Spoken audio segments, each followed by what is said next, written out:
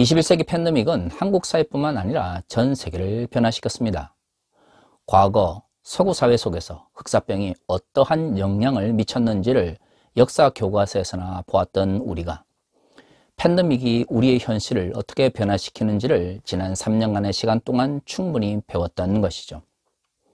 과거에는 서구 사회를 따라가기 위해서 많이 노력했지만 지난 3년간의 팬데믹을 통해서 서구 사회의 문제점도 많이 드러났습니다. 물론 한국 사회의 한계나 또한 고쳐야 되는 문제들에 대한 인식도 많이 변화되었지만 지난 3년간의 변화 속에서 한국 사회의 긍정적인 측면들도 많이 부각되었죠. K 컨텐츠니 국뽕이니 하는 말들이 널리 사용되는 것을 봐서는 이제는 한국 사회도 어느 정도 다른 선진 사회들과 어깨를 나란히 할 수 있는 수준에 와 있음을 깨닫게 됩니다. 하지만 이러한 변화들을 가만히 살펴보면 과거에는 우리가 부정적으로 생각했던 한국 문화들이 지난 3년의 시간 동안 새롭게 재해석되는 것을 보았습니다. 빨리빨리라든가 개인의 영역을 뛰어넘는 그러한 선을 넘는 한국의 문화들은 과거에는 굉장히 부정적으로 인식되었습니다. 그러한 문화 때문에 한국 사회가 변화되지 않는다라고 생각하는 사람들이 많았습니다. 이에 반해서 특정한 분야 속에서 최선을 다하는 일본 사회와 같은 한국 사회와 다른 문화를 가진 사회에 대하여 긍정적인 인식들이 많았습니다. 하지만 지난 3년간의 한국 사회의 변화나 세계의 변화 속에서 과거에는 부정적으로 여겨졌던 것들이 긍정적으로 평가되어지는 것을 우리는 경험했습니다. 제가 생각에는 이러한 변화는 두 가지 요인인 것 같습니다. 87년 체제 등장 이후 한국 사회가 과거에 비해서 많은 부분에 있어서 발전을 해왔던 것이죠. 권위주의 체제라든가 한국의 전통적인 잘못된 방식에 대해서 지난 30년 동안 한국 사회는 끊임없이 변화하기 위하여 노력해왔습니다. 그리고 21세기 한국 사회는 그러한 변화의 결과물인 것이죠. 또 하나는 과거에는 부정적으로 여겨졌던 한국 사회의 특징들이 세계 사회의 변화와 함께 긍정적인 것으로 여겨지기 시작했다는 것이죠. 아날로그 시대에는 부정적으로 생각되어졌던 특성들이 디지털 사회의 도래와 함께 긍정적으로 재평가되게 된 것이 한국 사회를 또한 큰 변화로 이끌었던 것 같습니다. 이러한 다양한 사회적 변화들 가운데서도 우리가 한 가지 부정할 수 없는 것은 지난 3년간의 팬데믹의 상황 속에서 한국 교회는 굉장히 부정적인 인식과 평가를 많이 받게 되었다는 것입니다. 물론 21세기 들어 한국 교회가 과거와 달리 한국 사회의 변화를 따라가지 못하는 모습들을 종종 보여왔던 것이죠. 그것이 2020년 정강훈 사태를 통해서 본격적으로 한국교회 문제가 드러나기 시작했습니다. 하지만 지난 3년간의 변화는 한국교회의 몰락을 이끌 정도로 급격한 것이었습니다. 코로나 팬데믹 이전에도 한국교회의 위기를 이야기하는 사람들은 많았고요. 다양한 통계 자료가 그것을 뒷받침해 줬습니다. 하지만 지난 3년 동안은 사람들이 모이기 어려운 환경 때문에 새로운 통계 자료가 잘 발표되지 않았습니다. 2023년 코로나 팬데믹 전국이 거의 끝나가는 한국 사회 속에서 최근에 다양한 통계 자료들이 발표되고 있습니다. 이러한 통계 자료를 보면 크게 두 가지 문제들이 부각되고 있습니다. 첫 번째는 한국 교회가 한국 사회의 갈등을 부추긴다는 것입니다. 특히 다문화 혹은 다인종 국가로 변하고 있는 한국 사회 속에서 타종교나 소수 집단에 대한 혐오와 차별을 부추김으로써 사회적 갈등을 깊게 만든다라고 하는 평가가 지배적입니다. 또 하나는 이러한 차별과 혐오의 문제와 함께 한국 교회가 시민사회 영역과 소통하기 힘들어하는 모습들이 드러나고 있습니다. 이러한 두 가지 현상이 지금 팬데믹 이후에 한국 교회의 문제를 가장 잘 드러내고 있는 것이죠. 그리고 안타깝게도 다양한 통계 자료는 이러한 한국 교회에 대한 한국 사회의 구성원들의 인식의 변화를 잘 드러내고 있습니다. 제 개인적으로는 이러한 한국 교회의 문제가 쉽게 해결되지 않아 보입니다. 그것은 곧 한국 교회의 몰락이 점점 가속화되고 있다는 의미입니다. 그렇다면 이러한 문제를 해결할 수 있는 방법은 없는 것일까요? 저는 분명히 그 방법이 있다고 생각합니다. 물론 쉬운 방법은 아니지만 어렵기 때문에 또한 본질적인 방법이 될 수가 있는 것이죠. 어느 사회 집단이나 그 사회 집단이 가지고 있는 정체성이나 존재의 의미라는 것이 있습니다. 그 사회 집단이 그 사회 속에서 긍정적인 평가를 받기 위해서는 그 정체성과 존재의 의미가 명확하게 드러나야 합니다. 한국 교회가 몰락의 길에 서 있는데요. 이러한 몰락의 길에서 벗어날 수 있는 유일한 방법은 한국 교회의 정체성과 그 존재의 의미를 분명하게 회복해야 하는 것이죠. 그렇다면 교회의 정체성과 그 존재의 의미는 어디에 있는 것일까요? 에베소서는 다양한 구원의 말씀을 이야기하고 있습니다. 하지만 우리가 살펴본 것처럼 이러한 구원론이 교회론과 연결되어 있는 것을 알 수가 있죠. 구원을 받은 자로서 예수 그리스도의 예정 안에서 우리가 하나님의 은혜를 입었는데, 그러한 하나님의 은혜를 입은 자들이 이 땅 위에서 어떻게 하나님의 교회로서 살아가야 되는지를 에베소서는 분명히 이야기하고 있습니다. 우리가 읽은 에베소서 3장 14절에서 19절 앞에 보면 우리가 하나님의 예정 안에서 구원을 받았고 그리스도인이 되었음을 이야기합니다. 그리고 그러한 그리스도인들이 고난 앞에서 절대로 두려워하지 말아야 한다라고 이야기를 하죠. 왜냐하면 그것이 그리스도인의 영광이기 때문입니다. 하나님의 예정을 이야기하면서 에베소서는 그리스도인의 삶의 문제를 이야기하고요.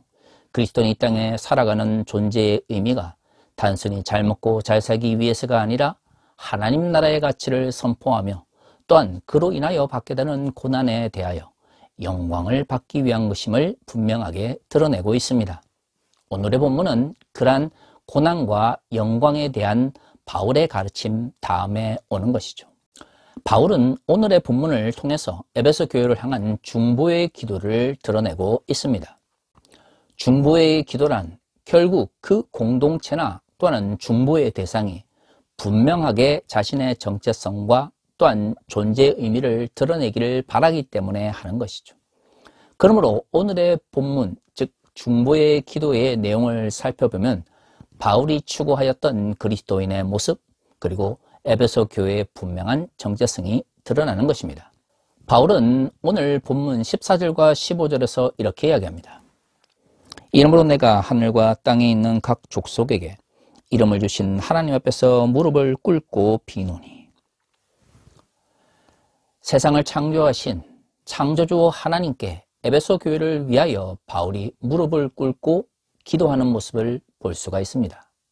그리고 그 내용이 그 이후의 본문에 드러나 있는 것이죠. 그의 영광의 풍성함을 따라 그의 성령으로 말미암아 너희 속사람을 능력으로 강건하게 하시오며, 바울이 에베소 교회를 위해서 첫 번째 기도하고 있는 것은 성령을 통하여 강건하기를 바라는 것입니다. 오늘 본문 앞에서 바울이 하나님의 예정 안에 있는 그리스도인들이 고난을 받게 되는 것에 대하여 두려워하지 말 것을 이야기합니다. 왜냐하면 그 고난은 곧 영광으로 우리에게 다가올 것이기 때문입니다. 그럼에도 불구하고 바울은 오늘의 본문을 통해서 성령 안에서 에베소 교회가 강건하기를 바랍니다. 자, 그러면 바울이 성령 안에서 강건해지는 에베소 교회의 모습을 어떻게 묘사하고 있을까요? 믿음으로 말미암아 그리스도께서 너희의 마음에 계시게 하시옵고 너희가 사랑 가운데서 뿌리가 박히고 터가 굳어져서, 성령으로 말미암아 속사람이 강건하게 되는 그리스도인의 모습을 바울은 사랑의 뿌리를 받고 있는 모습으로 표현하고 있습니다. 그렇죠. 교회의 본질을 사랑으로, 그리스도인의 이 땅의 존재의 목적을 사랑으로 표현하고 있는 것입니다. 교회에 대한 다양한 표현들이 있습니다. 에클레시아로 표현되어지는 교회는 다양한 모습을 가지고 있습니다. 코이노니아, 디아코니아, 캐리그마 등으로 표현되는 것이죠. 에클레시아로서의 교회는 이러한 기능들을 포함하고 있습니다. 하지만 그러한 기능보다도 더 중요한 것은 그 교회가 사랑에 뿌리박고 있어야 한다는 것입니다. 교회의 정체성을 사랑으로 표현하고 있는 것이죠. 그 말은 교회가 사랑을 실천하지 않거나 사랑이 없다라면 그 존재의 의미가 사라진다는 것입니다. 물론 사랑은 큰 개념입니다. 거대 담론 중에 하나인 것이죠. 사람들마다 사랑에 대해서 각각 다르게 표현할 수 있습니다. 그래서 이렇게 거대한 개념들은 솔직히 하나의 용어로 표현하기가 힘들죠. 오죽하면 하나님을 사랑으로 표현했겠습니까? 하지만 이러한 거대한 개념을 구체적으로 표현함에 있어서 유용한 방법들이 있습니다. 그것은 바로 부정의 방식입니다. 사랑이 무엇냐를 규정하는 것은 어려운 것이지만 무엇이 사랑이 아니냐를 규정하는 것은 분명하죠. 이러한 측면에서 한국 교회가 지난 3년간의 팬데믹 전국 속에서 한국 사회에서 혐오와 차별을 통해서 갈등을 부추긴다라고 하는 인식이 강해졌다라고 하는 것은 한국 교회가 그만큼 자신의 정체성을 상실하고 있다라는 것입니다. 사실 그렇죠. 혐오와 차별을 통하여 자신의 정체성을 유지하려고 하는 것은 사실 정치적 영역에서 독재나 아니면 파시즘, 전체주의와 같은 극단적인 정치 조직이 쉽게 사용하는 방법입니다. 왜 그럴까요? 다양성이라든가 아니면 타인에 대한 공경을 기반으로 하는 다문화 속에서 정치적인 것을 실천하기 위한 것이 아니기 때문입니다. 혐오와 차별은 그 사회의 소수 집단에 대한 미움을 부추김으로써 그것을 통해서 정치적 동기와 힘을 얻는 방식입니다.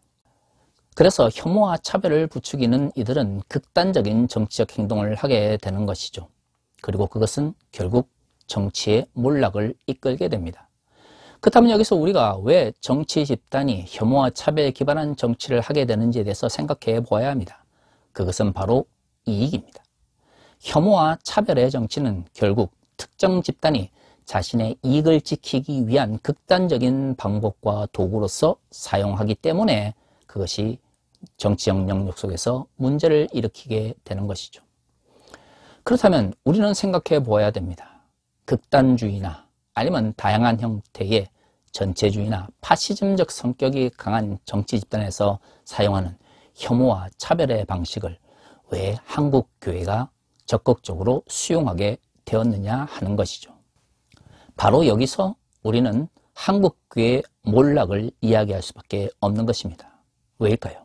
한국 교회가 자신의 정체성과 존재의 의미를 상실했기 때문입니다. 이미 기득권 집단으로 변질되어 버린 교회가 내적 부패를 통해서 사회적으로 비판을 받으니까 그 문제를 건강하게 해결하기보다는 극단적인 방식으로 그 문제를 해결하려고 하는 것이죠.